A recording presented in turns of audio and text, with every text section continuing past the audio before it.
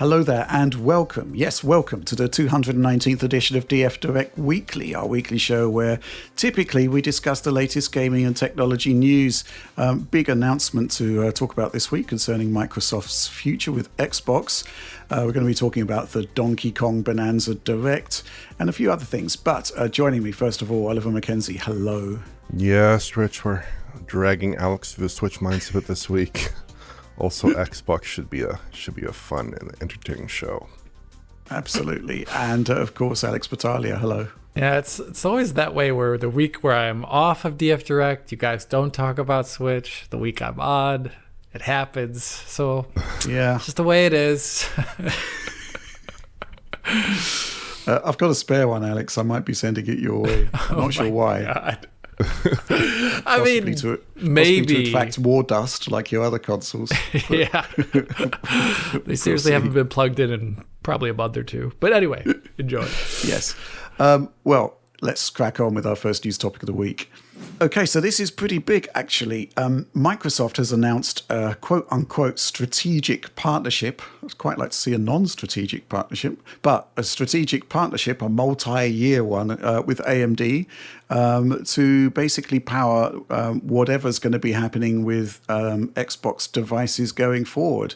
And I say that with some degree of uncertainty because reading the announcements here, it's not actually clear what the future is with Xbox devices, except to say that the future is Windows. The future is more PC-like, if you will. So it's a good job you are here this week, Alex, because there's a lot to get through on this, even though we're kind of like almost sifting through the tea leaves because it was somewhat deliberately vague here. But what's your key takeaway from the announcement?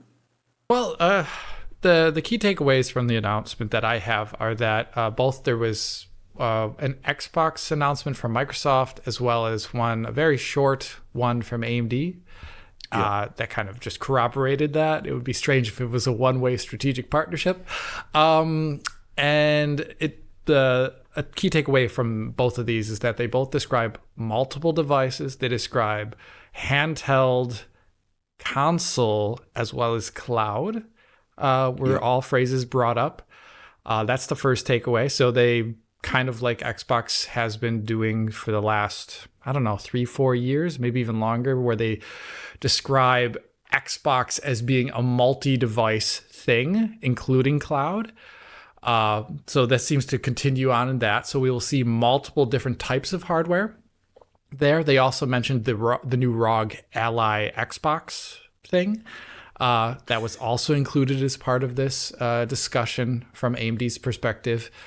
And the second thing that I would think was a really big deal was the description of backwards compatibility being as a part of that.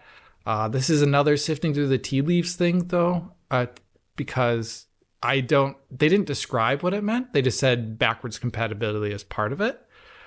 I don't know if that means hardware emulation, software emulation, if it means you can play stuff over the cloud that are old games.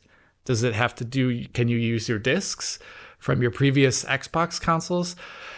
None of that is obviously discussed here, so we're kind of left wondering. But I think it's positive if you're an Xbox player that in spite of the uncertainty that you might have had in the last maybe 2 years, that you at least know somehow backwards compatibility is going to be covered by whatever future Xbox devices come out.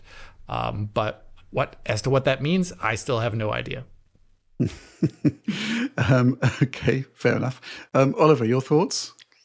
Yeah, I have a lot more questions than answers kind of from this announcement, in part because I kind of expected all these things to be true and have expected all these things to be true for quite a while.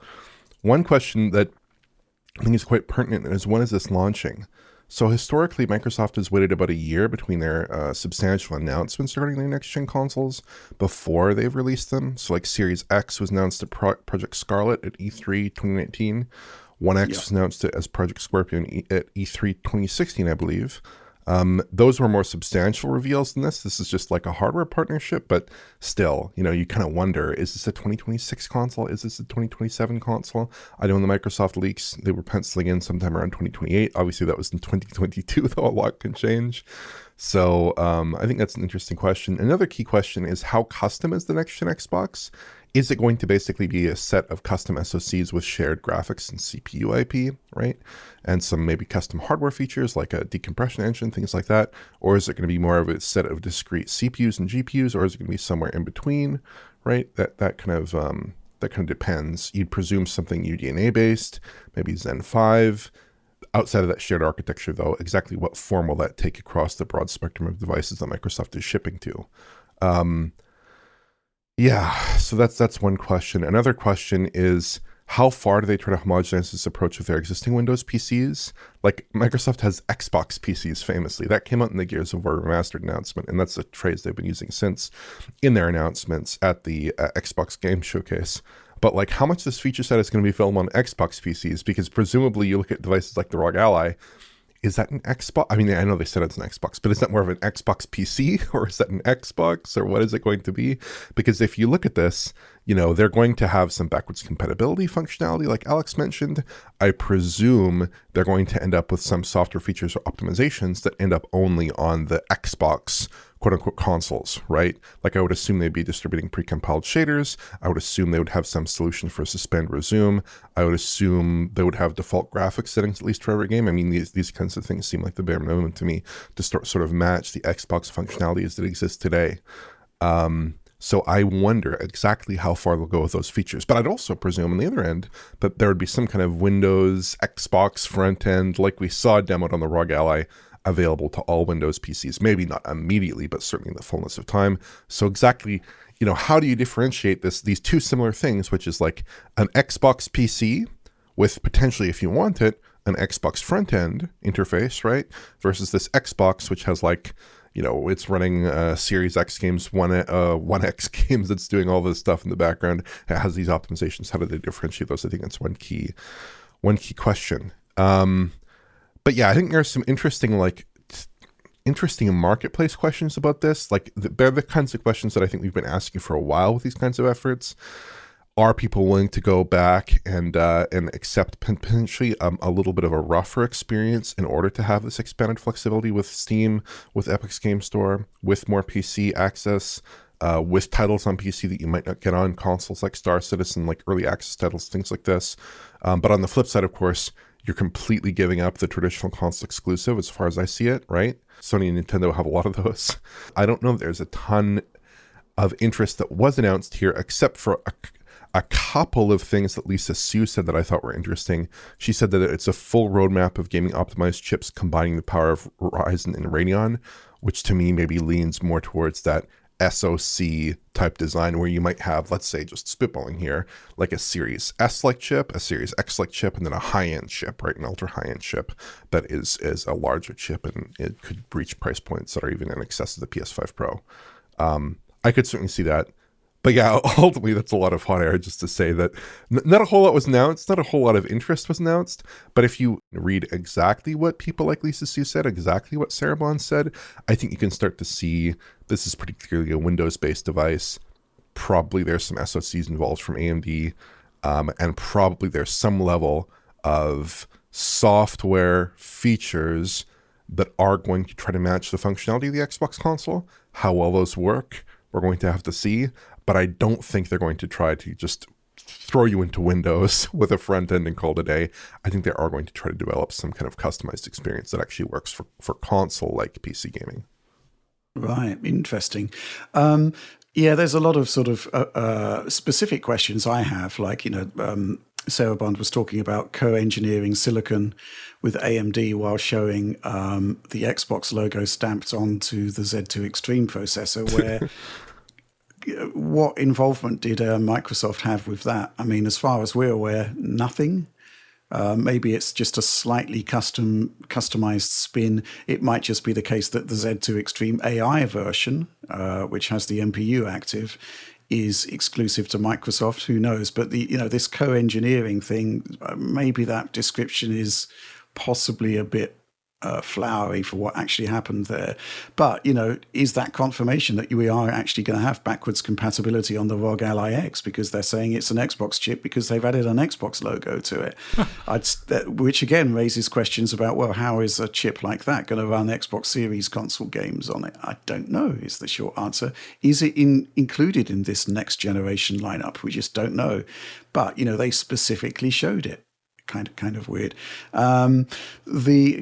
Basically, I actually found the Lisa Su announcement to be slightly more interesting, with this particular comment about designing a full roadmap of gaming optimized chips, combining the power of Ryzen and Radeon for consoles, handhelds, PCs, and the cloud. And we're doing it all with backwards compatibility, so gamers can access their favorite titles across platforms. Well, backwards compatibility, I expect that to be a mixture of hardware and software. If we're talking about like OG Xbox, I think that's a full software emulator on the Xbox consoles. 360 does have some hardware backwards compatibility built into the GPUs, specifically if memory serves texture formats that were bespoke to the Xbox 360. But, again, I suspect that could be software engineered to work. Beyond that, of course, Series X and S have full backwards compatibility with Xbox One, similar to what's happening on PlayStation. So that's kind of already baked into the silicon, so to speak. This concept, though, of gaming optimized chips. So at the moment, if we look at sort of what AMD do with their CPUs, they have the Ryzen lineup, which is typically chiplet based. And then they have the APU lineup, which stretches across handheld, across PC, and across laptops. They have those APUs like the Z2 Extreme, which is basically a Strix point processor that is also being used for mini PCs, stuff like that, laptops. So I wonder if Microsoft is just kind of integrating their way into that kind of APU side of the business. It could be more, of course. It could be the fact that there's the idea, rather, that there are going to be bespoke combinations of Ryzen processors and Radeon discrete graphics that could be supported more directly. Who knows? It's kind of raising a lot more questions than answers. But I've got an interesting question here, which is to say that I think we can basically say that the idea of the console as a high-volume device probably is going to start to wane, if not sort of outright decline going forward. But maybe Microsoft is eyeing a different kind of business. The market for pre-built PCs, pre-built gaming PCs is actually pretty huge. And of course, those PCs are actually, relatively very, very expensive to buy. Meanwhile, the console philosophy, they're producing, this is a PlayStation 5, Right. a full APU one side, memory on the other side, one board, which can basically, match an entry-level PC at this point. The Pro takes that up another level. I consider a possibility here where Microsoft may have a sort of reference design along those parts, and it's going to be the likes of Dell, Alienware, Lenovo, Asus, probably MSI, that are able to make their own range of PCs that can either be PCs or can be Xbox PCs. And this is just going to be a manna from heaven to AMD, because it's potentially going to see a lot more quote-unquote pre-built PCs shipping with AMD silicon rather than NVIDIA discrete GPUs. So maybe there's just kind of like a strategic realignment of a new entry in the PC market, bearing in mind that Microsoft have essentially lost the dedicated console market at this point. And it's a strategy that has a lot of merits, right? Because the size of the PC market is kind of huge, right?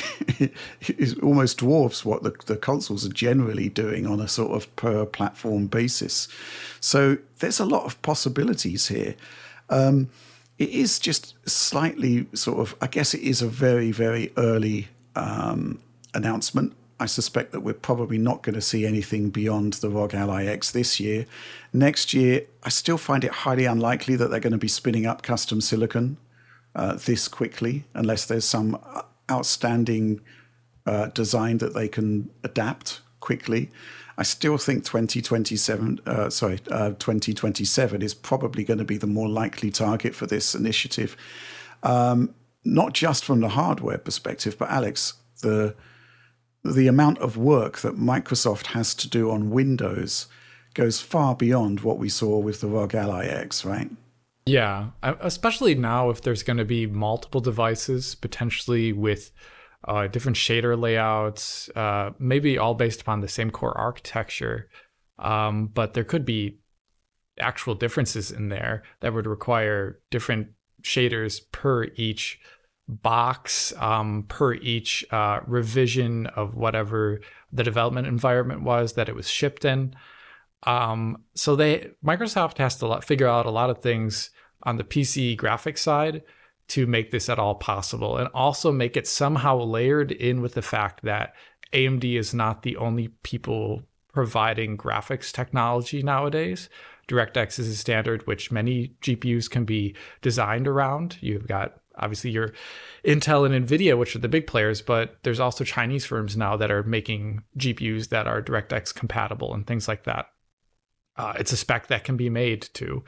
And as a result of that, I think whatever endeavor this has to be, if it is going to be more open and PC-like, it's going to have to mean a fundamental change and advancement of DirectX in a direction where it is, let's just say, a lot more intuitively thought out than it was in 2015 when DirectX 12 kind of came about.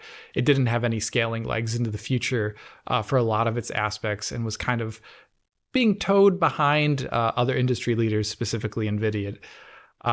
In this case, I think whatever they're going to be doing with these next generation Xboxes, it's going to have to be something, even though AMD is the strategic partner here, whatever massive changes they are making to Windows as well as to DirectX to make this possible, they kind of have to be brought broadly to the other IHVs, NVIDIA and Intel. Otherwise, you would have a strange bifurcation in the PC ecosystem where you get the only intended kind of more streamlined experience if you buy an AMD chip. I don't think Microsoft has done that in the past. The 90s slightly with Intel, but times have changed since then. So I'd be very curious to see what this at all means for the future of DirectX, as well as just basic stuff when you get into a game. Like on an Xbox console, a lot of the static world geometry is baked offline into a BVH that is ray traced against and just loaded into memory.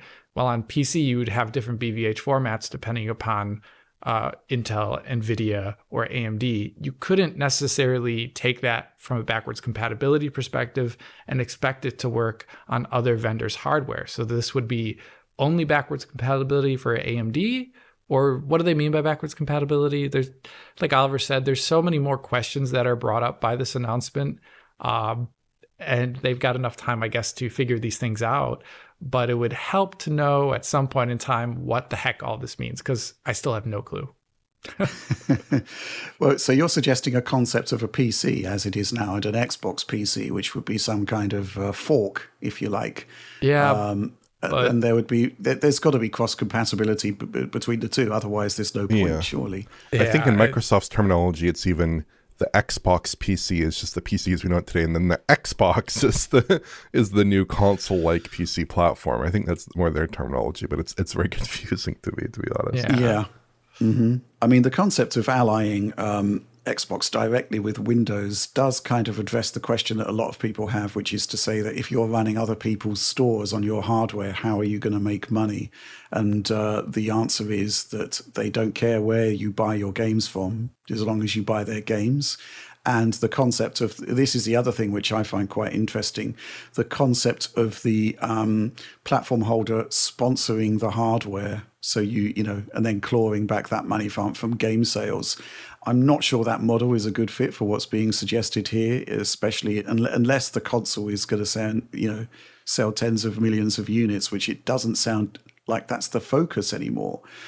So, I think, that maybe Microsoft is going to be relying on, third parties, OEMs, and a competitive marketplace to actually make these devices affordable, possibly.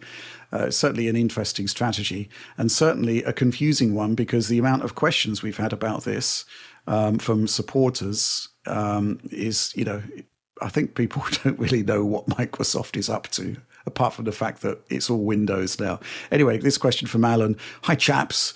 Xbox CEO Sarah Bond has said AMD will be powering the next generation of Xbox in your living room and in your hands. The thing is, who is the Gen 10 Xbox aimed at? Who is going to spend the likely £600 on a Gen 10 Xbox? People with PS5s will buy a PS6. People with PCs will upgrade their PC. And Switch 2 owners will just play play Xbox games on their Switch 2. The Xbox messaging seems to be all over the place, and surely all credibility has evaporated given how Microsoft has hollowed out the Xbox brand. What does it even stand for anymore? I think it's pretty obvious what it stands for. It stands for great games, and they don't really seem to be that bothered about where you play them, right, as long as you're playing Xbox games. And that's kind of happened through acquisition, because they've acquired a lot of multi-platform developers, and just from the fact that let's be honest, Sony have done a much better job of selling their current generation and last generation consoles, which have basically boxed Microsoft into this position. As to who the Gen 10 Xbox is going to be aimed at, those people that want an Xbox, and there are still a bunch of people out there who are deeply invested in the ecosystem. And who knows what the quality of games may well bring other people back to the fold or into the fold. But, Microsoft is effectively doing the ultimate hedge here by providing options for effectively all parts of the market. But I agree, it certainly is for people who are kind of sort of wedded to the existing way of doing things. It's definitely interesting, definitely confusing, but it's certainly interesting in the perspective that it is something new and different. This one from Diehard X86. Hello. With the Xbox AMD hardware partnership renewed and Sarah Bond's statements that they are focusing on making Windows the de facto gaming platform on any device form factor, I've seen many outlets comment that Windows will be what Xbox is using to run natively. I don't actually think this is exactly true, and rather an Xbox OS partition next to a Windows partition on the SSD is more likely due to licensing and store monetization. Your thoughts? And thanks for the great work as always. Don't know what you think, Oliver, but I think it is the fact that Windows is going to be the de facto system going forward, but the whole Xbox OS partition could be there for backwards compatibility. Yeah, I really do think that the primary focus here is on Windows. There's a big emphasis on Windows. If you read Sarah Bond's comments or listen to Sarah Bond's comments, she says specifically that she wants to ensure that Windows is the best platform for gaming immediately after she describes the Xbox next generation plans. So she's not coming out and saying next gen Xbox is on Windows, but she is saying next gen Xbox is great. We have this partnership with AMD. It's going to be terrific. You're going to love it. Also, we're making sure that Windows is the best platform for gaming. So I think it's pretty obvious. I mean, she's not saying it 100%, but I think it's pretty obvious what she's saying. Every indication has been that it's a Windows device for a long time. I'm sure if you go back to the After X 6 months ago or a year ago, we've basically been saying something quite similar throughout that period. I would presume that for backwards compatible games, they'll be running that obviously in a virtual machine of some kind. They'll have maybe some kind of Xbox OS. Partition, sure, something going on there. Maybe they'll just be booting the games. I presume they probably just be booting the games from the main interface, something like that. Yeah. But they might have some accommodation where you can just basically browse the traditional Xbox interface. That's also a possibility. I'm not sure exactly how they'll pursue that. I think it'll be a unified front end, and it'll just boot Xbox games within the Xbox VM. I don't know what you think about that, Alex. That seems more reasonable. Just from a usability perspective, I don't think Microsoft would want to have the ideal of a dual booting system that people have to care about these things. Rather, it'll be transparent, much like it was very transparent when you would boot an Xbox 360 game on an Xbox One or Xbox Series S, right? It doesn't feel that different than booting a normal game. I think that's how they would do it, but I still don't understand what the store integration looks like exactly, especially since they touted Epic, GOG, and Steam. And, GOG, like, they're going to have DRM free games on your Xbox. What does that mean? Means it's a PC.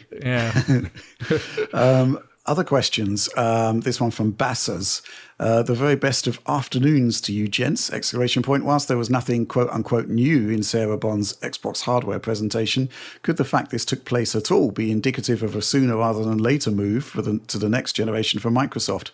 Or does this potentially represent more of a shift to more frequent iterative hardware, steering the ship away from generations altogether? I think logistically, moving to next generation is quickly is going to be difficult because there's a lot of work to be done both on the software and hardware side. And I kind of think you're probably right on the second point. It probably does potentially represent more of a shift to more frequent iterative hardware, steering the ship away from generations altogether, because that is effectively what PC is.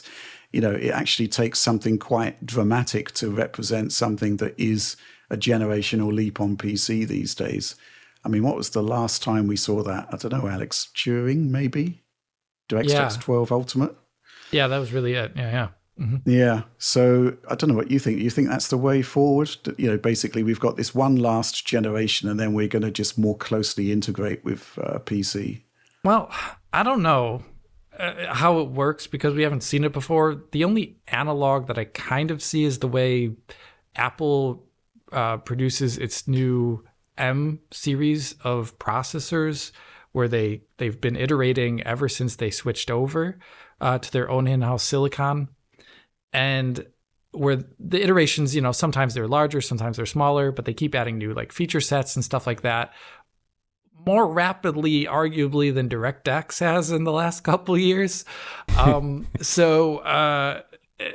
That would be really interesting, and that would bring about new innovations much more rapidly. And I would think that'd be fantastic if it wasn't a static, we keep this high-end Xbox the same for 7 years thing. I would find it utterly fantastic, actually, if it switched more to like a PC-style model. But I don't know how consumers would react to the idea that their Xbox high-end thing is actually only high-end for about a year and a half or something like that.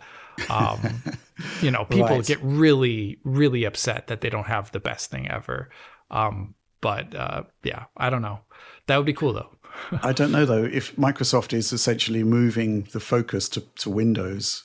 They're basically going into competition with NVIDIA at that point, who have no qualms whatsoever about pushing state-of-the-art technologies. Absolutely none. And they don't mind leaving behind their older users in terms of feature set. If you had a Pascal GPU right now, like Turing is like so much better, right? And then Ampere is better than that, etc. It's a very different mindset. What do you think about that, Oliver? I mean, I kind of suspect that they at least want to signal that they're going to be there in next generation faster than Sony. I think Sony is in the enviable position of having a really successful hardware platform. And so the best you see it of Sony is like some cryptic statements. Like I think last week they had some investor conference. They basically said, we're thinking about the next generation quite strongly. And Microsoft is out here saying next gen Xbox, AMD, this and that, all these big announcements, big press cycle. It's a totally different approach. Microsoft also does tend to announce hardware a little bit earlier than Sony, especially when things haven't been going well. Like if you go back to the last generation, Project Scorpio was announced prior to the PS4 Pro, and I think it was even rumored somewhat before that, even before E3 2016. And even though it was announced before the PS4 Pro, it released a year later. So they were very keen to say, we're moving on from Xbox One. Don't you worry, enthusiast gamers. We have a product for you. It's got 6 teraflops of compute. It's super fast. It's compatible with all your existing accessories. Also, we're discontinuing Kinect. It was kind of a similar time frame. Anyways, I'm getting ahead of myself here. But yeah, I think in general I would not read too much into this announcement. Like I said, it's not a firm announcement. It's not as firm as their previous kind of E3 oriented hardware announcements where they did make some claims. Like if you go back to the Project Scarlet announcement, they were talking about specifics as detailed as saying it's a Zen 2 CPU design, right? They weren't telling you it's a Series X. They certainly weren't telling you it's a Series S, but they were telling you elements of that hardware design. So I wouldn't read into it too much. The other thing is like, I guess there's some question about what these chips were intended for. If these are indeed SoCs, you'd presume maybe at some point these were chips that in 2023 or 2022 were possibly intended for a more full-throated Xbox next generation console, and then possibly were basically, adapted would be the wrong word, but used for this Xbox kind of PC initiative. That's one possibility. But even still, that would kind of push you still towards that 2027, 2028 timeframe, potentially, probably 2027, just because that was in Microsoft's initial brief in 2022. And it would make probably the most sense if they were to stick to roughly that timeline, I would think. Okay. Last question from Bespoke exclamation point, Bespoke premium, Bespokeist premium supporter. Did Xbox just cannibalize any potential future sales for this rogue Xbox Ally by announcing next gen already? I'd love to have been a fly on the wall when they made that very strange decision. I get that the rogue is actually a PC and this quote unquote next gen is presumably an actual Xbox, but they are still marketing the rogue as it is an Xbox. Don't they want to sell at least a couple of rogues before announcing that if something even better is just around the corner? Xbox, double exclamation point. Go home, you're drunk, exclamation point. Well, this is kind of like what we were talking about in terms of confusion, right? I think this is probably a couple of years down the road, and your Xbox Ally that you can buy this holiday season is probably going to be, perfectly fine, won't have any particular competition. The timing of the announcement is certainly odd. I'm not quite sure why they needed to make any announcement at all at this point, to be honest. I mean, why? It's kind of curious, right? Yeah. Just because maybe it was some sort of response to the feedback about the Ally X, which is that you've made an Xbox that doesn't play Xbox games, and the Sarah Bond presentation showing the Z2 Extreme with an Xbox logo on it kind of seemed to be suggestive that it will. I don't know. It's very, very odd. But I'm sure there's going to be much more detail emerging in due course as and when Microsoft sees fit. And we got some more supporter questions about this arrangement coming up later. But with that, let's move on. Okay, so the switch to momentum continues unabated. Nintendo put out a special direct for Donkey Kong Bananza yesterday, from our perspective. First proper look at the game. I've got to say it looked completely different and much more fleshed out compared to the actual demo that we played, which was very simplistic compared to what we saw here. Looks promising. Certainly looks as though they've thrown the kitchen sink at it. There's so much going on there. It was a bit overwhelming, I thought. But Oliver, your thoughts? Yeah, I was quite taken by this demo in some respects, but I think it's tempered a little bit by some longer format gameplay that I've seen of the title, both in the demo and in the Nintendo Treehouse segment they published a couple of months ago. So graphically speaking, this looks a lot like Mario Odyssey to me. In my view, it looks quite similar to Mario Odyssey, both in terms of the engine technology and in terms of the graphical techniques that are being used. I would be pretty surprised if this wasn't one of Nintendo's in-house engines at the very least, if not an in-house development team with a Nintendo EPD or something similar. Compared to something like Odyssey, though, I was just playing some Odyssey earlier to get a feel for it. This is much denser. There's lots of foliage. There's large environments with lots of foes. This is stuff we didn't really see in Odyssey, right? Which itself was an early Switch 1 title. The art and animation here is top-notch. There's so much polish in every animation, every weapon swing, every particle effect. It's that classic Nintendo polish. Character designs, like for the foes, for the allies, they're very animated, they're very expressive, they're very exciting looking. That's quite special there.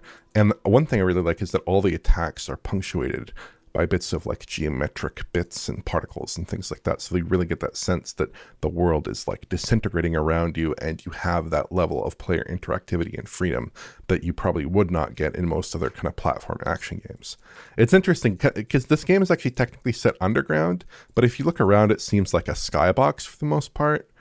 So I think that, yeah, it's technically set underground. So the idea is that you're boring through the earth, and the kind of central conceit of the progression here is that you're kind of going from one layer inside the earth or inside this planet to another layer beneath it. And there is some indication, if you look above you, for instance, in this level that they were showing off at the Nintendo Treehouse, there's like a stream of water coming down. But outside of that, it's just kind of like blue textureless sky. So I don't know what to make of that. In terms of resolutions here, this is a pretty hard trailer for me to count consistently. Not only is it YouTube, which is a bugbear of ours frequently, but it's also streamed. And there are no direct upload 4K feeds that I can find. So I guess it's one note to platform holders. If you do want to stream your content, please upload them separately afterwards. Nintendo has actually usually been pretty good about this. It'd be nice to have a better stream, but I did manage to find a couple of clear edges and they counted to 1080p with some, I think there is some DRS here, but there's no TAA or DLSS. Prior showings counted at different resolutions, sometimes a bit above 1080p. So yeah, that kind of seems to be the general run of play, at least at the moment in this early footage. Performance-wise, it's 60 FPS with some dips during special moves or animations, things like that. There were some noticeable dips in this presentation, but by and large, it was 60 FPS. I have some notes in the gameplay as well, but yeah, that's just my general impression of the graphical presentation so far. I would say it's kind of a character with a lot of other early Switch 2 titles from Nintendo, where it kind of feels like a Switch 1 game, but just more and faster in some respects.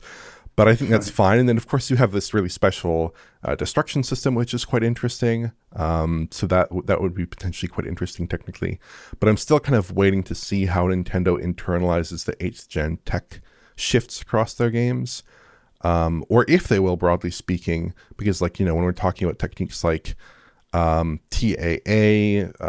really good PBR materials, things like this, SSR. We're not really seeing that in Nintendo's first party lineup of games. Probably the closest thing is actually like Luigi's Mansion 3 Out Adventure, which is a 2019 game for the Switch 1. So we're going to have to wait a little bit longer. Also, there's a curious lack of DLSS in their first party titles, unless you count Pokemon.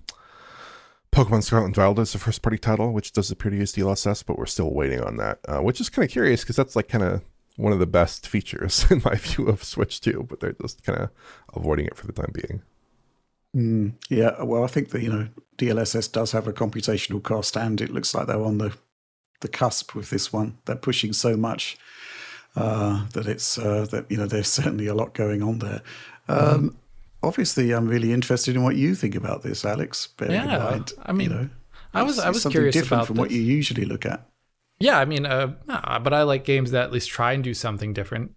So in this case, I am somewhat wondering how they're doing, how the world is put together exactly. When you do break into the ground, one thing to notice is that like the edges on the ground itself, like you can see all the vertices, right? It's not like it's like a smooth hole or something like that. So there is geometry there. I'm just like curious, like how the world is like laid out and like what is the actual format of it. It's like a voxel that is then converted to geometry at some point and smoothed over, or what exactly it is. I'd be very curious about it. The one thing that I am a little worried about is that this is presumably they're showing the docked version of the game, and it did play out at 60, but like it was dropping pretty frequently for my eyes. And, like you'd really want a docked non-VRR display experience to keep the frame rate up to 60 as much as possible, so that you don't see that like kind of jarring, almost slow down look when every single time a particle effect pops up. I imagine the handheld experience, since it would seem to be all localized to like when things were happening, I think it probably would be a smooth GPU VRR experience that would look really great, actually. Like Oliver, I wonder though why they do keep the edges so raw.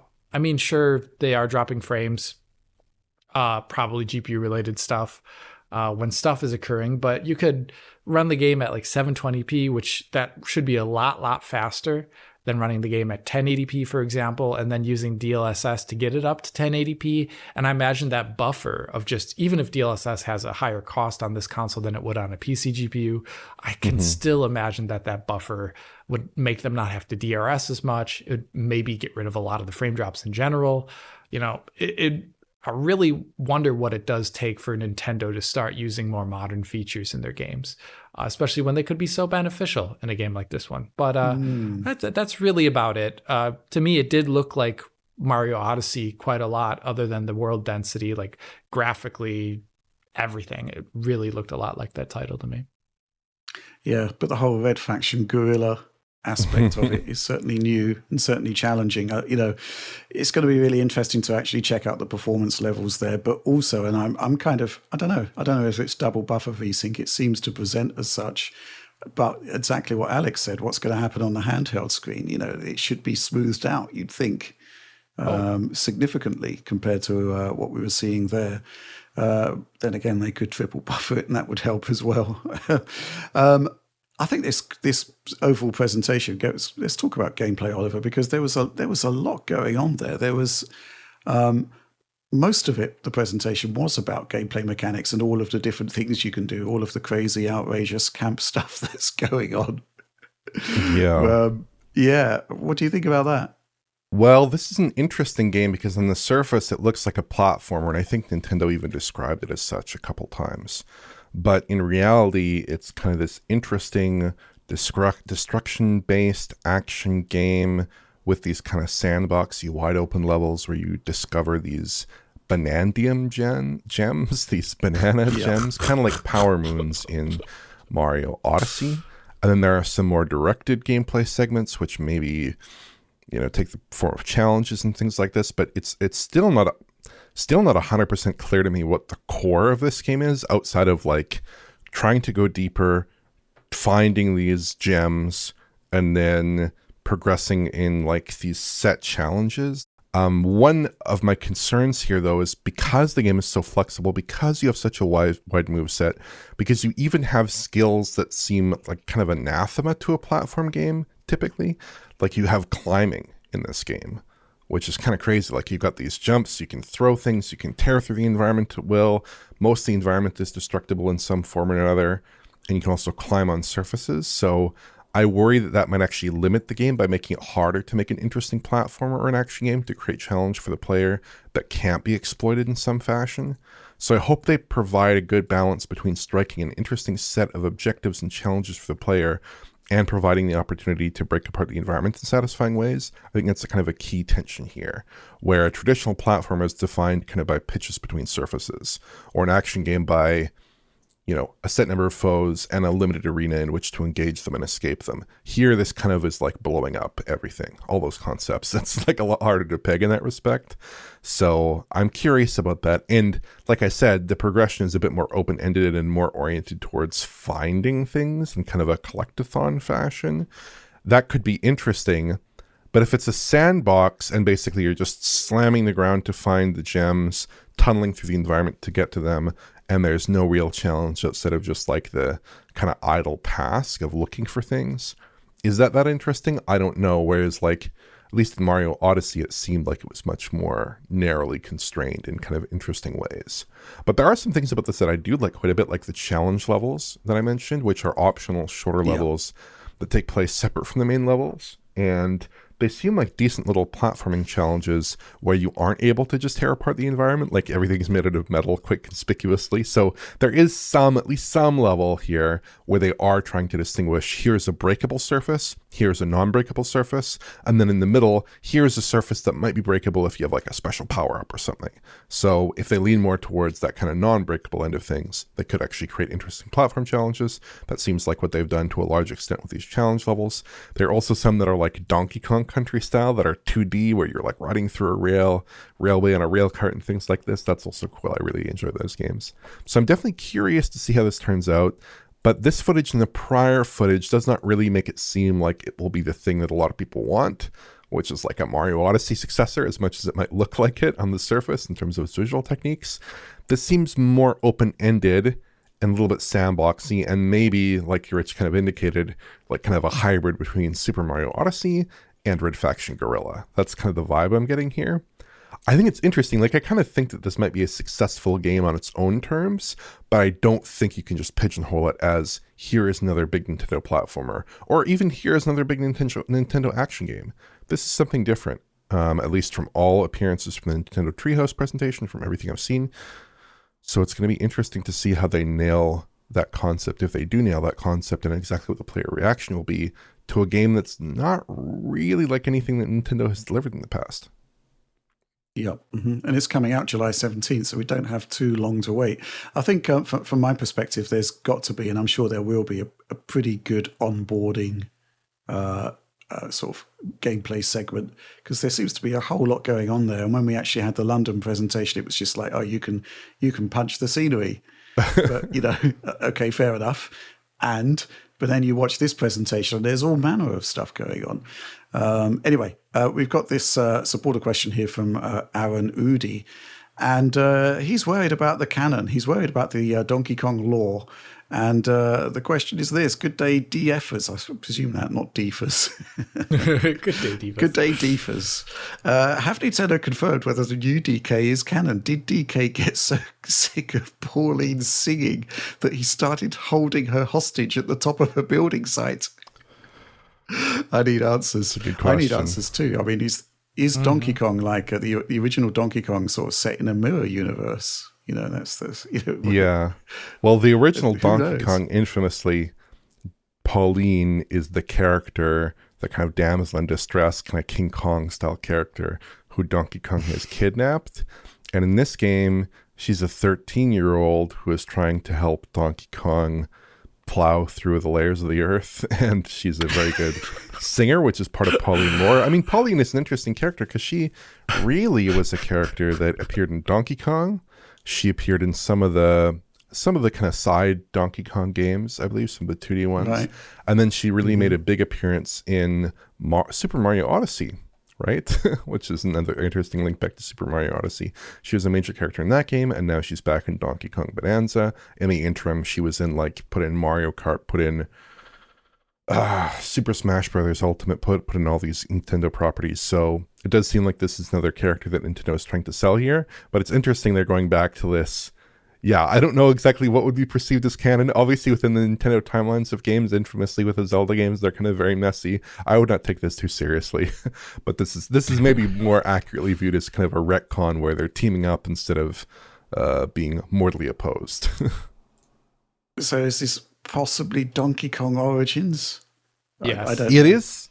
In terms of the timeline here, this does take place before, presumably, that original Nintendo title, Donkey Kong. Does take place before Super Mario Odyssey. So this, in terms of any timeline that you'd lay out, this is very early in whatever Nintendo timeline you would have. Yeah. Mm-hmm. Yeah, but we need answers, right? Why did he hold a hostage at the top of a building site? Pretty big contrast. Anyway. Maybe it was just a case of mistaken identity, because apparently he's changed his looks for this game too. He doesn't look like the Kong we've seen the last 20 years. He's different. Well, who knows? I'm just confused. Okay, let's move on. Okay, next up, news in terms of neural rendering, in terms of neural texture compression, and Alex, what's going on there? A paper. There has been a paper. Am I right?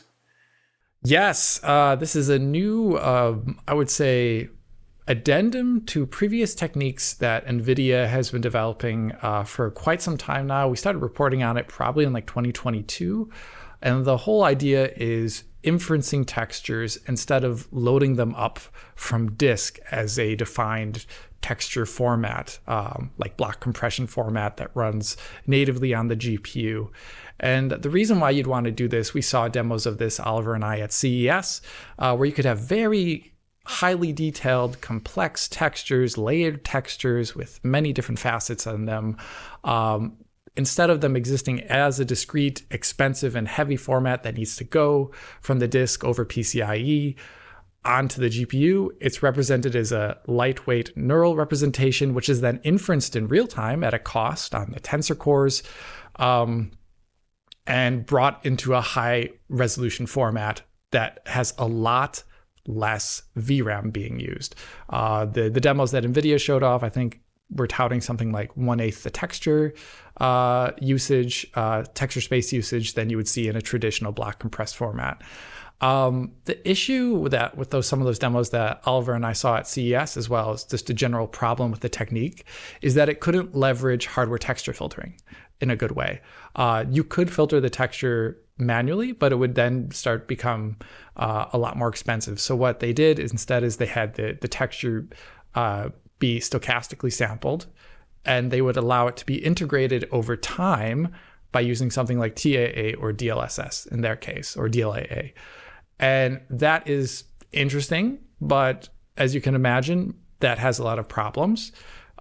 It would work, but you could start seeing kind of like noise break up within textures, which is something we've kind of gotten away from in games since texture filtering was invented. You would start seeing like almost like ray tracing looking noise in just a normal, even rasterized texture, right?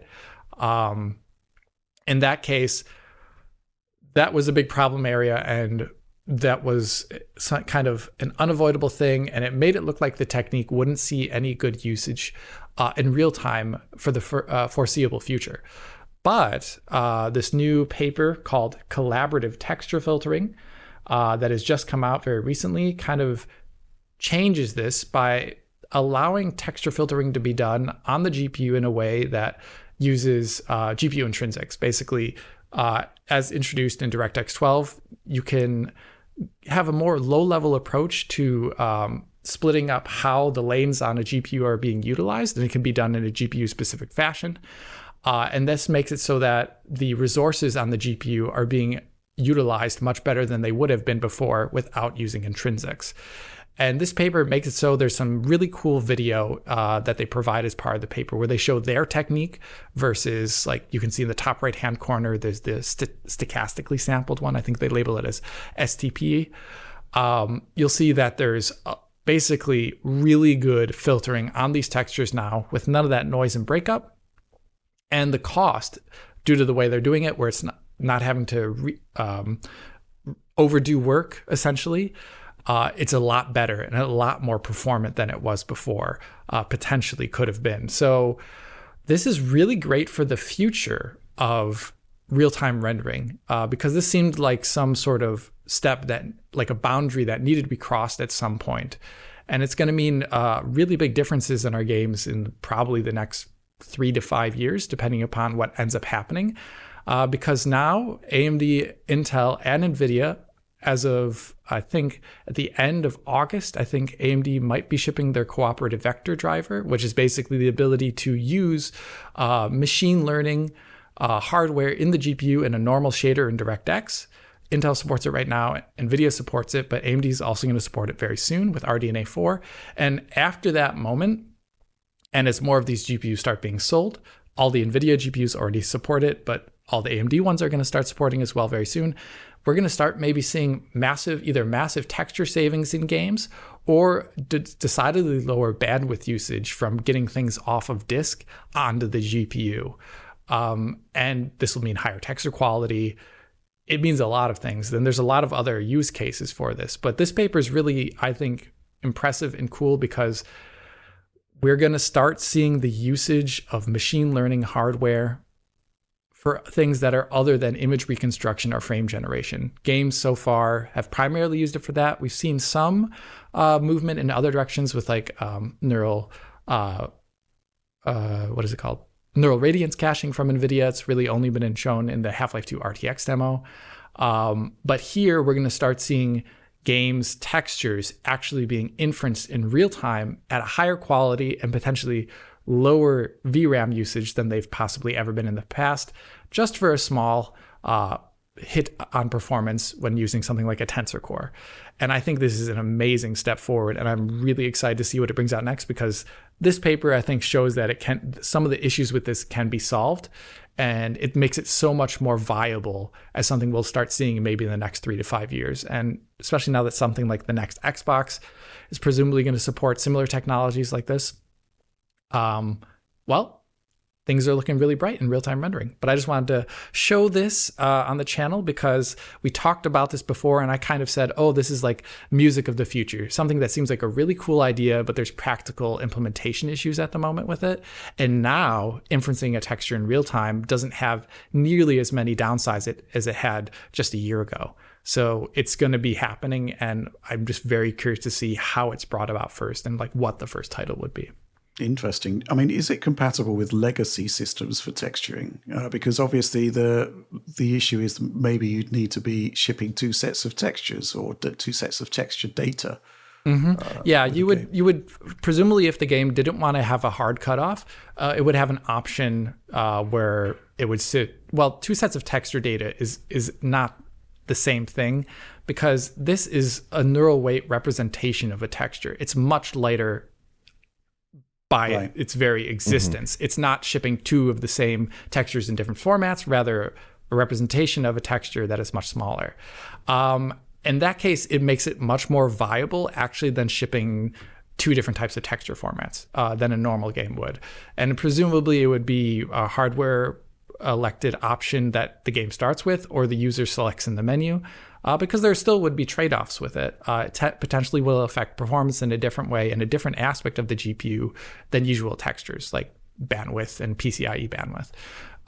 But I think this is actually pretty cool and more viable than a lot of the other demos we've seen in the past. Like the neural, for example, the neural materials demo we saw was really cool, but that also had high costs in some aspects that still have yet to be solved. But this is awesome, and I'm really excited to see where it comes to. Nice. I think, from my perspective, obviously we need to move on from the 8 GB GPU. I think it's pretty much, it's not good. But at the same time, the concept of just being able to double up on memory generation after generation after generation, it's not going to happen. Let's be brutally honest about it. The cost implications are just makes it unviable. So obviously, and it's a similar thing that's going to be happening with quote unquote performance, where there are going to be machine learning based solutions that step in to sort of make up for the fact that you can't have that step change in hardware anymore. I mean, if you think back to, particularly to the jump from the PS3 to the PS4, it was like 8 times the memory from one generation to the next. Right. Those days are well behind us at this point. So it is about making use of what we've got more efficiently, right? And if there's also a quality benefit from doing so via machine learning, I just think that's just fantastic. I think honestly we are on the sort of DLSS frame generation. Those are just the beginning, right? There's going to be a whole lot more going on. For the same reason, right? You can't continue to scale up your GPUs. You can't double up your GPU gen on gen anymore, and machine learning is going to step in to make up some of the gulf there. So really interesting to see what other stuff we're going to be seeing. Any thoughts on this, Oliver? No, just to say that it looks like almost perfect bilinear texture filtering. That's at least how it appears. And the quality is pretty similar to hardware texture filtering. I mean, in these comparisons, it looks very, very similar to that ground truth they have there. So that's quite compelling. Also, I mean, I skimmed through the paper, but it seems, at least to me, seems production viable with the cost they're quoting. So that's really exciting, and that's really compelling, I think, especially relative to some of the other NVIDIA tech demos that we've seen, like at CES, where, like Alex said, the tech is interesting, but maybe it's not quite as production ready, not quite as cheap necessarily. And also there isn't necessarily a good fallback or a good alternative for devices that don't support it. In this case, you could just ship a separate set of textures using separate kinds of texture compression, separate kinds of methods there. But in other cases, maybe if you're building a game around like neural materials, what is your non-neural material representation for that kind of thing, right? Like there are all kinds of production hurdles that might end up coming into play with some of those other techniques that presumably, if this is implemented as it seems it could be, wouldn't come into play with this technique. Mm-hmm. Yeah. It's going to also be interesting because it represents like a different way. We're always used to getting like really big data off of our SSDs onto GPU memory. And on consoles, that's also an issue where they had to come up with a discrete decompression block to mainly the biggest thing in games these days is textures by far. And getting all that data onto disk, getting out from disk into memory is like the whole reason the PS5 SSD subsystem exists. But this kind of thing makes large parts of that completely redundant and unnecessary. So it's a very interesting way. I'm very curious to see like what this means for the future of hardware design, even on the console space, because you won't necessarily need to keep increasing SSD speed. it doesn't really bring much more to the table if you don't need to bring such excessive amounts of data, and it's just being procedurally generated on the GPU then in the future. So I really wonder what the next Xbox and PS6 are going to look like in terms of how much more memory they have, as well as do they even need to increase the speed of these SSDs? Like, they're already pretty darn fast. Like, I wonder. It's definitely all about machine learning, and when Microsoft is still, talking about the biggest technological leap ever in a generation, it's not going to be because they've got a gigantic GPU on there. It's going to be because there's a new frontier of quote unquote power, and it is going to be coming from machine learning. And I guess that ties into the bigger history, which is what actually is UDNA from AMD. What is the makeup of that particular architecture? Anyway, interesting stuff, but let's move on. Okay, so we've just been working a lot on our Switch 2 review, which may or may not, hopefully it will be released by the time this Direct goes public. And obviously we had a whole bunch of ideas of content that we wanted to include. Some things we didn't actually get to put into the review, but this one I actually kept aside purposefully because it was like the ultimate what if for testing backwards compatibility. Now, back in the day, one of the most infamous videos that we've ever produced was John's review of Ark Survival Evolved on Nintendo Switch, which is a game that was so bad that the studio Wildcard actually shelved it, withdrew the code, and put out a much better version of the game. And but obviously that game was just so bad on Switch 1. What would happen if we ran it on Switch 2? Does it actually exist anymore, bearing in mind that Ark is effectively an online game? Well, I decided to find out, and here it is. It's kind of like the mosquito held in amber in Jurassic Park. Perfectly preserved on this Nintendo Switch cartridge is the original version of Ark Survival Evolved. And guess what? It does work. Even though it is an online game, it does have a single player portion, and it does still work.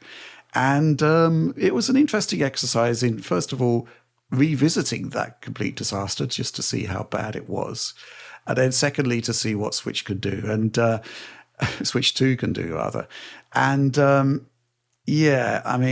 the original version, it's quite something, isn't it? It is quite something. It was quite an atrocious port. I mean, you can kind of see it in Rich's footage here, where it's just dropping frames all over the place like nobody's business.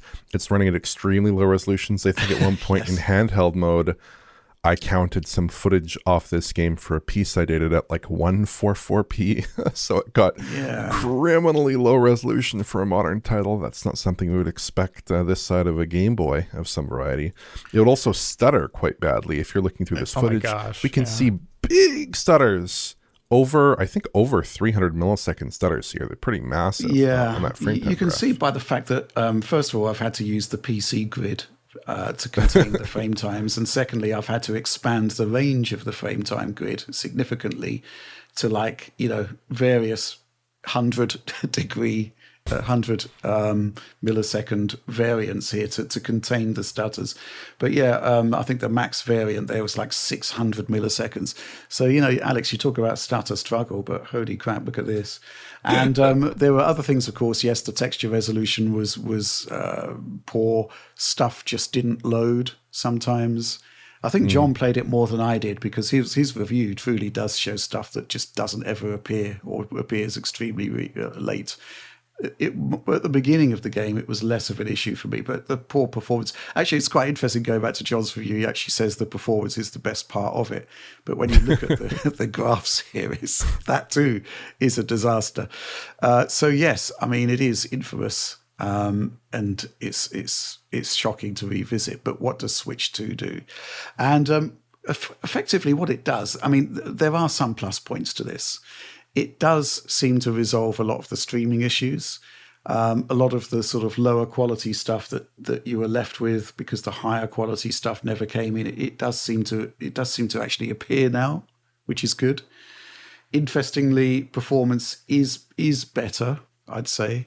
However, and I'm really interested in your take on this, Alex, there are still gigantic, and I mean gigantic, frame time spikes. Well, I mean, yes, it's improved sometimes by like 100 milliseconds, but when you're talking about like 500 millisecond stutters.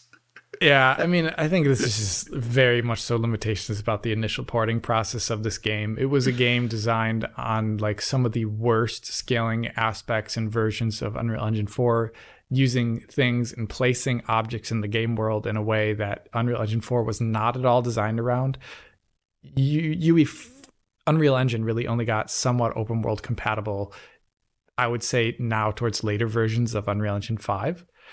And even then, the whole entire point of my Witcher interview in Poland was them talking about how they had to change so much of the engine to actually make it performant in open world scenarios.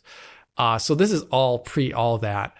So I see it a lot of times, like when we talk about stutter struggle, I always, when I get a new CPU, I do a how much smaller does it make a stutter test a couple times. Right. And, Yeah. you know, like when I got like 9800X3D over 7800X3D or, you know, 1200K to 7800X3D, I could measure like 50 milliseconds improvement maybe for a stutter between those generations of CPUs.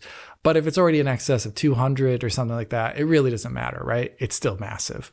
That's why the issue of frame time hitches in general is such a big issue, because it completely annihilates the concept of a hardware upgrade, because it's still there. It's just slightly smaller. And the perception issue of it really doesn't change. If someone smacks you in the face a little bit lighter instead of, you know, harder like they did earlier, you're still going to notice it, right? So, yeah, in this case, we're just seeing the limits of Switch 2's hardware and something that was so poorly programmed in the first place. This doesn't bear anything on Switch 2. I think it just shows how poorly this game was made. I've just measured one of the stutters here, 410 milliseconds on Switch 1 and 480 milliseconds on Switch 1 and 410 milliseconds on Switch 2. That sounds like a hardware gen upgrade for stutters, like I've seen in the past. Yeah. But that's, you know, when you're talking about a CPU that's notionally so much more performant than Switch 1, that's not great. I mean, if it was like half of that, you'd be happy, wouldn't you? Yeah, I mean, it could be falling into some other issue, like it just runs out of cache or something like that. You know, like there's just limits to these mobile processors. Yeah. Now, the other thing I did was, I mean, this is the version of the game that you can't play anymore unless you're completely mad like me and search out a cartridge copy of the game. If you owned the game digitally, you got automatically upgraded to a port made by Grove Street Games, I believe. And it is a lot better. And I did actually take a look at that one as well with a head-to-head comparison. And there were frame rate drops in the. I mean, it's basically a lot better. That port is a lot better than the original one, and I think actually it solves a lot of the problems by actually reducing detail that never appeared on the Switch 1 version to begin with. It was, you know, you can kind of see it on the Switch 2 when you run that original version, but when you go back to this new version, it actually looks as though overall there is less detail, but it is actually streaming in this time. Yes. So it looks better. The other thing is resolution is improved, but performance still a bit wobbly. And here's the thing, which I found quite interesting, is that it is much more consistent now on Switch 2, but it does seem to have inconsistent frame pacing, which I don't think we picked up on at the time. Maybe we did, maybe we didn't. But that is the price you pay for having the power of Switch 2 thrown at it. You do actually find the hardware limits this time, or the software limits rather, in that it isn't properly delivered 30 frames per second. But there we go. I mean, I wonder if there are any more sort of extreme tests that we can do for Switch 2 backwards compatibility. The Dragon Quest Builders 2 stuff, Oliver, that was where we actually got it down to 7 frames per second. Yeah. On the Switch 1, that was kind of nuts, but nothing. I mean, that game was kind of like, it was understandable because it was user-generated content designed for much more powerful machines that was running on the Switch 1 there. But Ark, man, it was interesting to go back and see that the code of shame revisited. running I on think with Switch Dragon 2. Quest Builders, at least that was a good performance multiple. It was like I think we counted it, you counted it. It's like a 2.3 times performance multiple. 2.3, 2.4. Yeah. That's pretty good, right? Here we're not seeing a 2.3 or 2.4 times reduction, at least in those massive stutters. headlining stutters. So maybe there's some fundamental issues in like how the game is handling memory or loading or threading. And I know that here, I believe they're dealing with an older UE4 version, right? That was like a couple of years old even by the time Arc was released. So when they went to Switch, I imagine they're rolling a lot of their own tech. And so maybe just along the way, they ended up with something that just doesn't scale for whatever reason, right? So, but there it is. We tested it. It does still exist if you want it. Track down those cartridge copies of Arc. Big if. It's well worth checking out. It's well worth actually just experiencing, going back to those heady times. Anyway, that's it for our news section this week. Let's move on to supporter Q&A, which is the part of the show where every week I ask our Patreon supporters to pose their questions and suggest their topics for the show. I choose the ones which we're best equipped to answer, basically. And there's a lot of Microsoft stuff, as you can imagine, far more than I could actually fit into that original news section.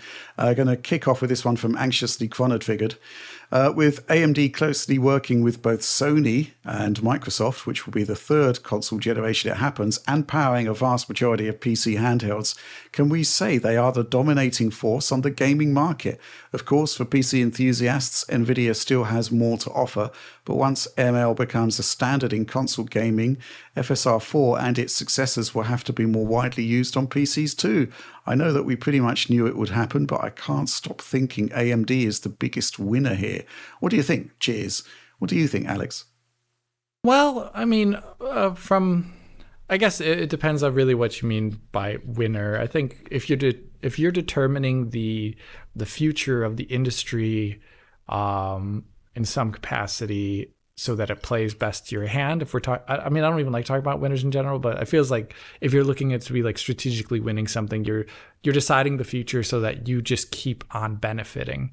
And to some degree, AMD does take up that place because they are the lowest common denominator between a lot of the gaming devices that are on the market beyond PC, right? So in that case, they are. But in terms of like, if we look at other things like margins or just market cap or how much money they make, obviously they're not next to the NVIDIAs and Apples out there, let alone Microsoft itself. So that's an entirely different question. But in terms of like determining the future of tech, they've been behind the curve for a while now. And I think they technically still will be, even after this proliferation of whatever the next Xbox is, I still think they'll be behind the curve in general, just because there's just years of research ahead of them to get up to the point where NVIDIA is regarding things like path tracing performance on their GPUs, or just even the general use cases for ML things. You guys talked about FSR Redstone, I believe it is called. And that is essentially the AMD later take on technologies that NVIDIA has been showing off for like 2 to 3 years now. So in that case, whenever that comes out, they're going to be catching up to the next aspects of whatever NVIDIA is going to be pushing. The question is whether or not, I think now that AMD has things like ML, whether we see, I would say, hardware agnostic ML solutions coming about, and or the conversion of previous techniques to be hardware agnostic. Because as soon as cooperative vectors starts to exist, the real reason why DLSS needs its own DLL and why it can only run on NVIDIA chips, well, the reasons for that all start going down, actually. So I'd be curious to see if AMD maybe in the future ports FSR4 to whatever cooperative vectors API exists at some point. And then we can start using FSR4 on any GPU. And then people just start saying, hey, maybe we don't need to integrate DLSS. That's a possible future that could exist. But I don't know if I would describe them as winners at the moment or something like that. Yeah, I get where you're coming from there, because basically the whole push for machine learning, let's face facts, it has come from NVIDIA pioneering stuff, which then other people copy. Just because those features turn out to be really good things. And it starts with sort of denial, then there's acceptance, and then there's copying. That seems to be the way forward. And, we were talking earlier about that 2019 announcement of Project Scarlet. And I was actually in Los Angeles at the time at an AMD RDNA 1 presentation where they were telling us why we don't need ray tracing. At the same time, Microsoft is telling us that RDNA 2 uses ray tracing, hardware accelerated ray tracing, which was slightly odd. But it sort of signifies how in the PC space, AMD has been significantly behind at each step. And I think, once machine learning is properly baked into Windows, I guess, that will be an opportunity to shift up the status quo. But at the same time, NVIDIA isn't going to be sitting still. It's going to continue to innovate, even on the stuff where we expect AMD to be dominant, for example, in handheld stuff, for example. Just the fact that they can actually get out an x86 processor that runs Windows, well, NVIDIA are looking to encroach on that as well. They're going to be producing ARM-based Windows SoCs with all of the stuff that they're doing on their graphics as well. So, I think it's going to be continued competition, continued drive to take standards forward. The question is whether AMD is going to step up from essentially copying the existing feature set to actually producing new things, or whether they're just going to leave things to the developers to do, which seems to have been the existing strategy. I don't know. In terms of market share, stuff like that, I do think there is an opportunity for AMD to kind of like make more of an impact in the pre-built sector by providing Xbox APUs or Ryzen / Radeon APUs that could actually produce much cheaper PCs that have got broadly the same performance as much more expensive parted out pre-builts, if you like. Right. That's potentially exciting, but who knows, really? I mean, it's going to take a lot to change the status quo in the PC space. But, the more partners AMD has, the better, I think. And certainly in AMD's darker days, those console deals were hugely advantageous. You have any thoughts on this one, Oliver? Not too much. Just to say that AMD kind of sets the minimum feature set. So at the moment, that's kind of like the PS5 in terms of features. It has kind of like the baseline feature set that's common across most PC GPUs, across the consoles. And I think NVIDIA often operates kind of on top of that, and they need to have a bit of a light touch. So it's, or fun games. Like, it's not a coincidence that Hairworks didn't see a ton of adoption, but DLSS does, because one is, right, offers a really immediate visual impact and is easier to integrate. So yeah, I kind of think that AMD does like define a lot of stuff here, just by the virtue of the fact they're kind of everywhere in this space, where NVIDIA is operating in a smaller portion of the market. But again, maybe that changes a bit if NVIDIA is widely shipping like SoCs for laptops, for handhelds. Who knows how well that will work? Who knows how well the latest incarnation of warm Windows on ARM will work if it's paired with like a really competent GPU driver stack and things like that. Who knows? It could be really compelling. We'll have to see. Obviously, that's not the case with Qualcomm at the moment, I would argue. No, not at all. With NVIDIA, it could be. Yeah. I just, Oliver, I'm just looking at the efficiency on that Switch 2 SoC on an old process node. Mm-hmm. It's blowing Steam Deck out of the water. And you just got to wonder what's going to happen when NVIDIA enters that space. But you're right. The question is the extent to which ARM can actually run well on Windows, and then how well running x86 code on ARM, is a good thing for gaming, or whether that GPU is going to be left starved of commands. We'll just have to wait and see, really. Lots of Microsoft questions. Let's go to this one from Paul Calamata. If the future of all quote-unquote Xbox hardware is Windows devices, including in the living room, do you think it's likely that PlayStation alters its strategy with regards to porting first-party games to PC? And what would this most likely entail? Could they lengthen the gap between releasing on console and PC again, create their own PC storefront/launcher that gives them more control over which devices their games run on, or perhaps withdraw from publishing on PC altogether? Seems hard to imagine Sony being comfortable with other living room consoles having access to their titles when exclusivity has always been a key part of their success. Alex, this is kind of I don't know. I think this kind of thinking is probably reductive, because ultimately the reason Sony is putting out those games on PC is because they want to sell more games. So the concept of locking out from an Xbox console possibly makes sense because there aren't that many of them. But when you start introducing limits on what PCs you can play your PC game on, I imagine the backlash from that is going to be extraordinarily large. And I'm not sure the extent to which it could even be enforced if an Xbox PC is an open PC. Yeah, I think they just want money. I don't think they're going to just like keep slowly expanding whatever their PC initiative is in the direction that they feel comfortable with based upon changing market conditions. And as soon as they start seeing, like you mentioned earlier in this episode, Rich, that the console model is maybe in its waning days in terms of popularity and how much market growth it'll see. And as soon as Sony starts seeing that with their internal metrics, they're going to start shifting, doing anything they need to do to make sure that they keep the bottom line intact, and whatever that means. And in this case, I don't think Sony would do something like preventing. I don't think they're going to also launch their own store because they've seen such success on Steam, right? They've even recently gotten rid of their policy that prevented people from buying and playing games on Steam from certain regions.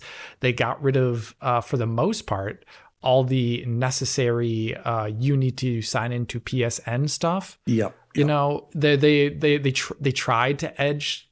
They tried to say like, oh, they thought they were more popular than they were, and then the backlash proved that they weren't. And I think that means that the market just on PC views Sony games as just any other publisher, not necessarily something special.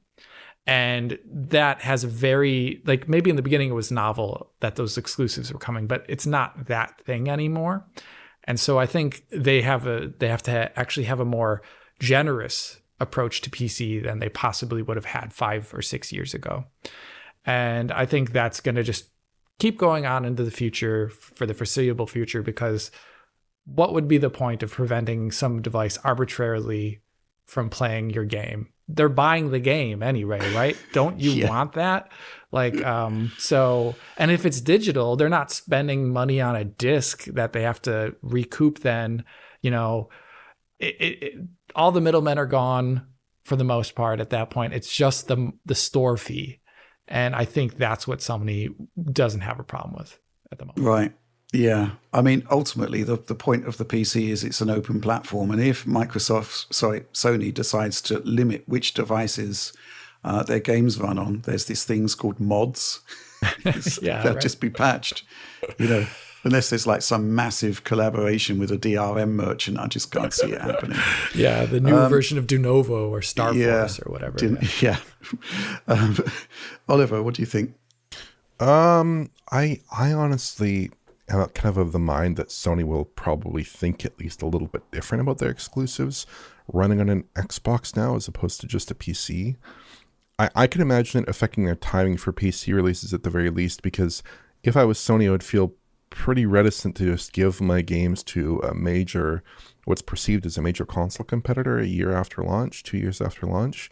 But I suppose that really depends on a number of factors. I think it would depend on the extent to which people perceive the next Xbox offering as a full-fledged console, right? Also, the extent to which I perceive that console as a threat. Like right now, I think Xbox Series is estimated at like 28 million, 30 million sold units. PS5 at something like 80 million. Oh my the next generation Xbox, are you going to presume that it continues that trajectory and the Xbox sells an even lower fraction of PlayStation units? I don't know. It's at some point, you know, to speak frankly, I don't think Sony is viewing that necessarily as a competitor in the console space. I think they just see it as a couple extra units sold, right? So that's a factor as well. But I also tend to think that even though like some of Sony's titles on PC, they don't sell tremendously well. Obviously, the initial round of titles sold a little bit better. God of War 1 sold a little bit better. Or, well, God of War 1. God of War 2018 sold a little bit better. But I'd also perceive that if you are someone who's really interested in those Sony first-party titles, as so many PlayStation players are, if you thought I could buy this Xbox, get those games a year or two later, still have a console-like experience, would that maybe pull you away from Sony in a way that a PC didn't before? I think that's certainly what Microsoft will be trying to do with their next generation console offering. So I could see that changing Sony's plans, even if I don't think Sony will stop shipping games on PC at all, but I could certainly see them saying, Nixies, hold off on Spider-Man 4 or whatever. Let's just Spider-Man 3, whatever, right? Let's just hold off on that for a little bit. I could see that being realistic. I think the problem with that strategy is that you actually reduce your PC sales more generally by doing that. I don't think it's a good idea strategically. Yeah. I guess it depends on how many units are you moving on PC, right? Because like some of these games have not sold many units. That's the kind of key issue, right? Yeah, I think that, I understand like both perspectives here, because they would maybe want a little bit of protection if they saw it as a threat, but at the same point, all these like super late releases or those releases that have quality issues, they just tank the sales. Like at some point, no one cares anymore about the game, because a lot of the big uptake in big AAA game sales is due to the advertising that comes out alongside them. And if you miss like this huge advertising period because you're 1.5 to 2 years late, you're spending again on advertising maybe to get those sales up again. Yeah, it all seems like a bad thing to do. Or 5 years late. In that case, like right. Last of Us, yeah.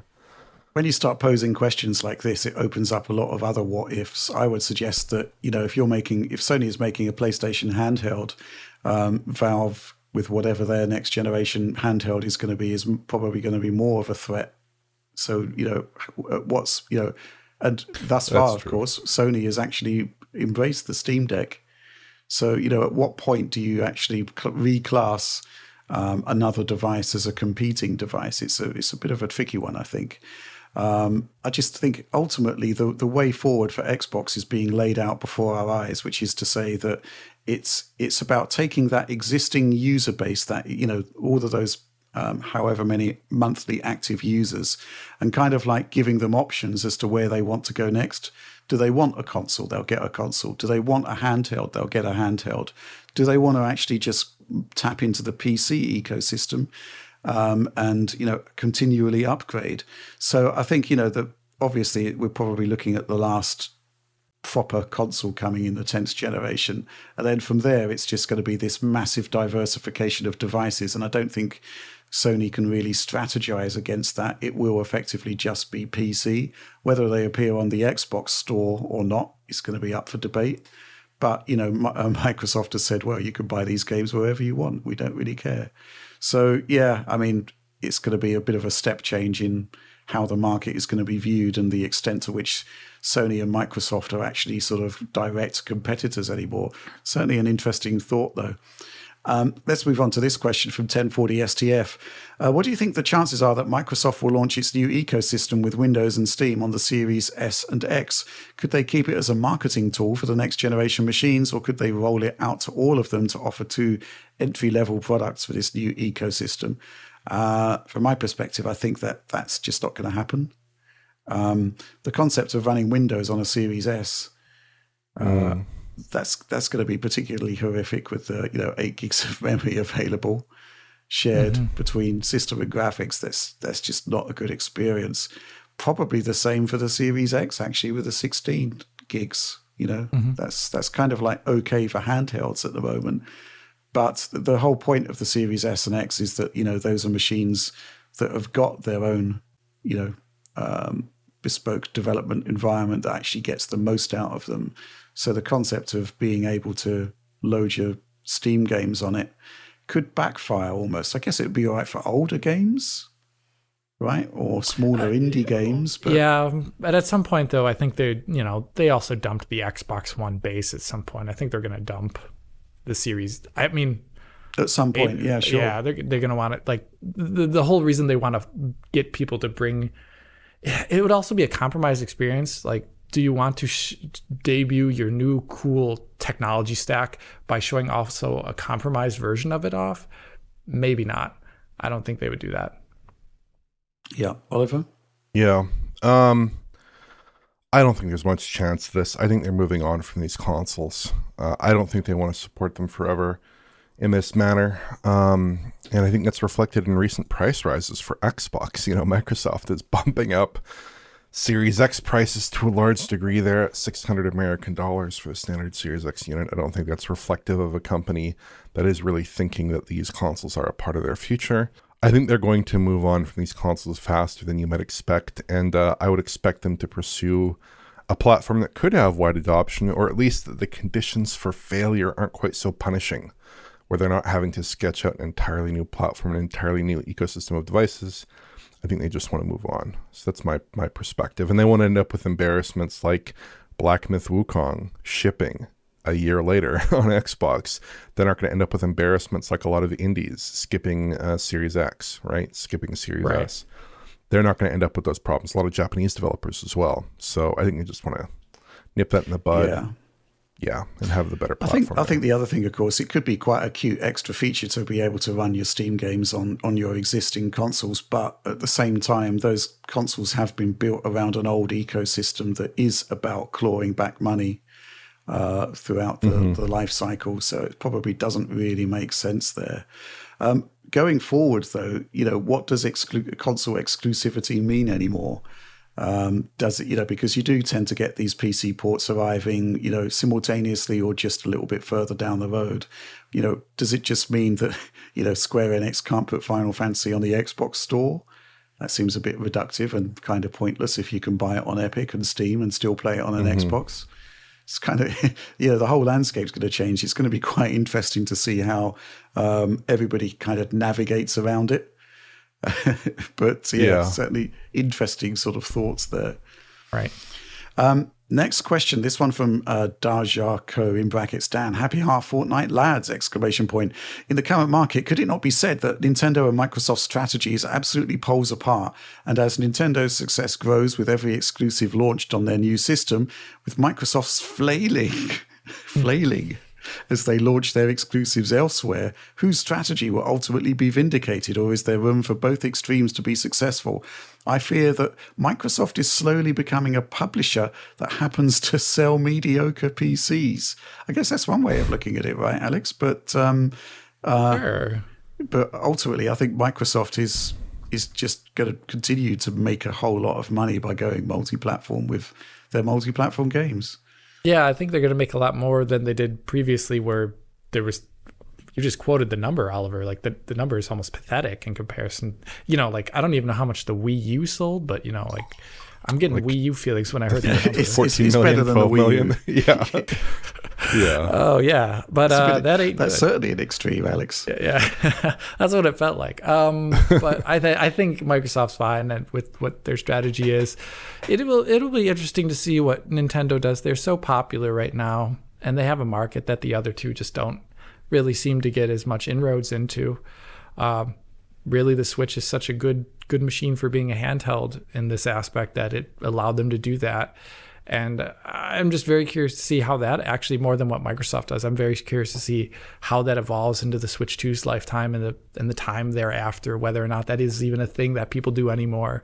Now that mobile computing will get, I would say, more competitive. We just talked about like the ROG and the Ally X and Steam Deck and eventual Microsoft, other things they're doing here, the eventual Sony things. Like, if that space gets heated up more with more competition, does Nintendo start having a different strategy in the future?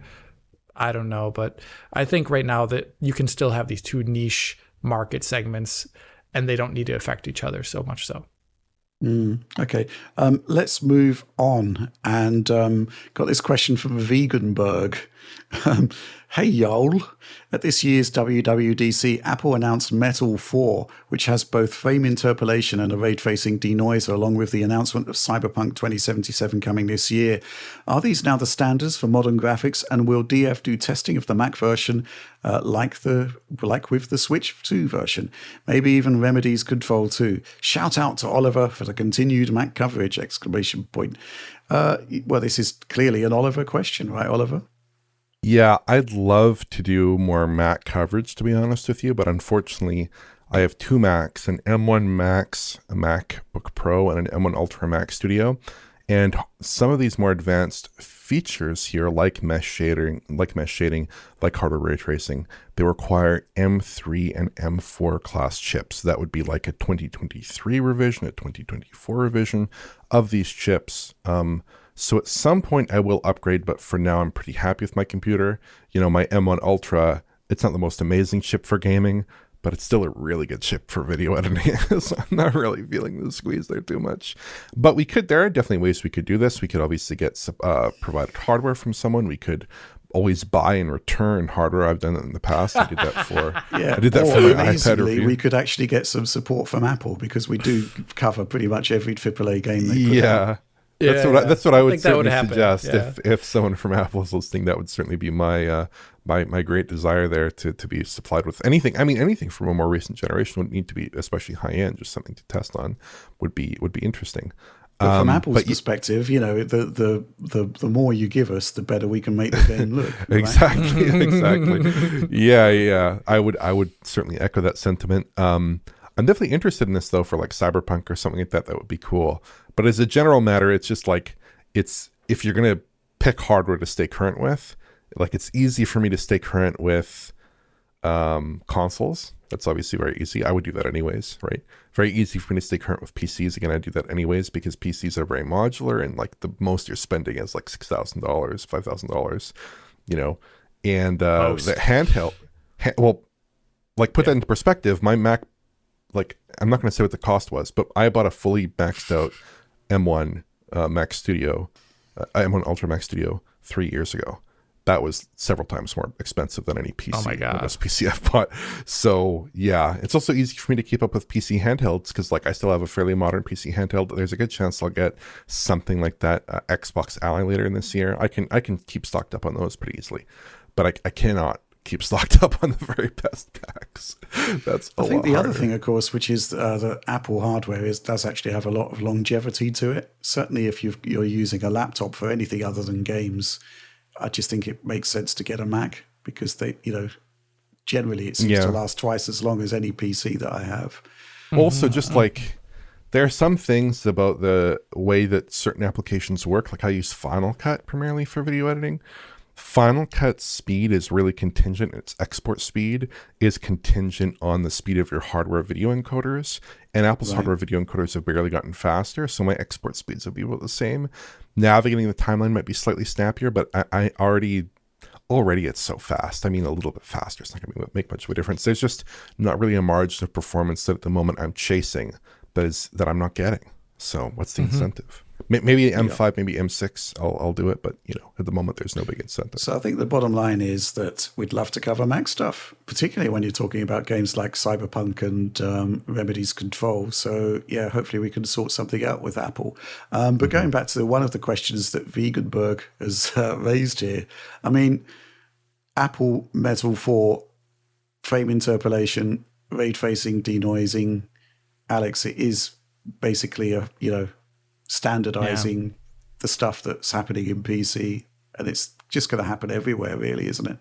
Yeah, and it's interesting to see. I really wonder what the driving force is at Apple for this, because I don't know how well these games sell that they're doing, and these super high-end features that they add in. I would really do wonder if there's just like a really core, passionate team there that wants to advance graphics on their platform, because it's not really necessary to have those things in there. People aren't buying, Apple's stuff for gaming, not at all. So it is really interesting to see that they keep pushing for it, and I find it actually great. They're pushing, like I just described earlier. They push mesh shaders. They pushed their own upscaler, a ML version of their upscaler. They pushed a Now they're going to be pushing denoising. These are things that the other, like you look at your Sony, your Microsoft, and even AMD themselves, they're technically behind in some of these areas. So it's really interesting to see that they're pushing this from their perspective. I'm also curious, whatever the Cyberpunk port looks like, if they're using the exact same ray tracing that we see on PC, or if it's something that is more cooked up and special and doesn't one-to-one translate over to what we see in the PC release. I think with Apple, the stuff they're pushing out on Macs in particular, that is like the forefront technologies that are not used too much. But then if you notice a couple years down the line with technologies like Metal FX upscaling, when those end up on phones, they do see some use in popular games like Genshin Impact. I also think that Apple is looking towards a future where maybe more worlds are generated. There's more virtual worlds. There's more metaverse type stuff. You're putting on your Apple Vision Pro, going to virtual work for 7 hours a day. And that probably involves some kind of like real-time world generation, Unreal Engine, something or other. They want all those technologies to be there. So if that happens, if we do take that paradigm shift towards more of that kind of interactive metaverse type real world virtual environments, they have a technology stack that works for that, right? That's what they're probably doing. That's my guess, at least. I think, there's obviously there's a huge opportunity for Apple in the gaming sector, which they don't really seem to fully exploit. And maybe they don't really care about it, bearing in mind that, they make so much money from gaming on the iPhone, right, on iOS. But ultimately, because they have that ecosystem that's built around iPhone, and because, those chips are typically on the cutting edge process nodes ahead of everybody else, there's an opportunity there. And, they could put out a games machine. They could put out a really good games machine that's based on macOS, for example. The concept that I've often talked about, Oliver, which is, hey, maybe we should look at that Mac Mini as a console and see what it can do. At some point, we'll get around to it. But the point is that, there's a huge opportunity for Apple there. All of this behind the scenes research is basically bringing you the features that you'd need to make this happen.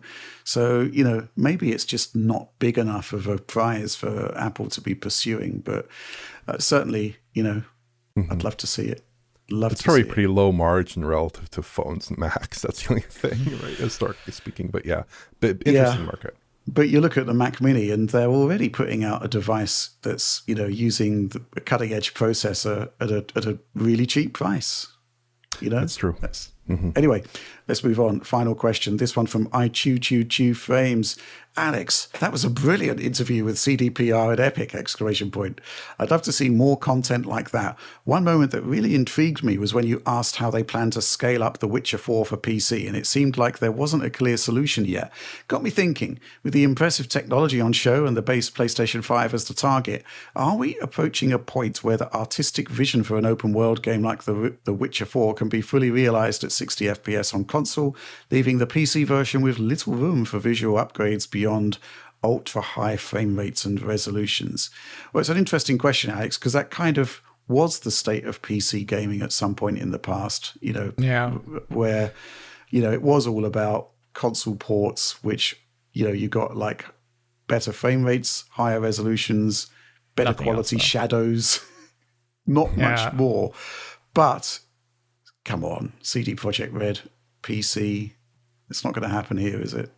Yeah, I think that part of the demo was mainly because, there's a couple of things. Like the demo showed off like a new type of way to render trees, and the distance at which they would switch over to voxels was actually a lot closer to the camera than you might think, because little things like needles, they're smaller than a pixel pretty rapidly.